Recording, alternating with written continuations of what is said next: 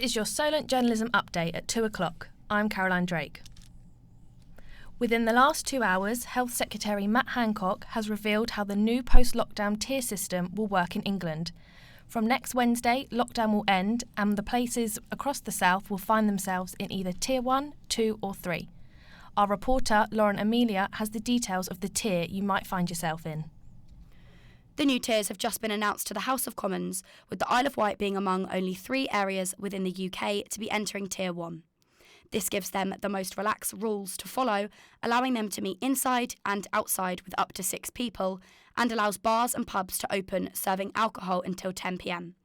Southampton, Portsmouth and the rest of Hampshire will enter Tier 2 next Wednesday, meaning alcohol will only be served with a meal and people can only meet outdoors with up to 6 people.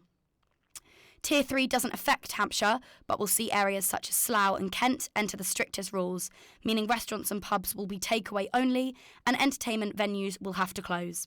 These tiers will be reviewed 2 weeks on the 16th of December. Lockdown is coming to an end, but for international students, restrictions still remain.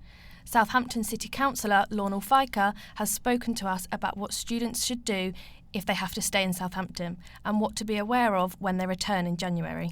This is a Christmas like no other, but it's particularly difficult if you are from a different country. There's no blanket guidance on international students returning home. The decision to do this is for each of you to make, and that takes into account restrictions to enter your home country and those on return to the United Kingdom. EU students also need to take into account that we leave the EU on the 1st of January, so there may be implications for passport control on the way back. It may take longer to come through, and you need to think about this for any onward travel arrangements that you put in place. I think the main advice I can give to people is when you're out and about, just to remember to follow the guidance to prevent the spread of infection when you're outside.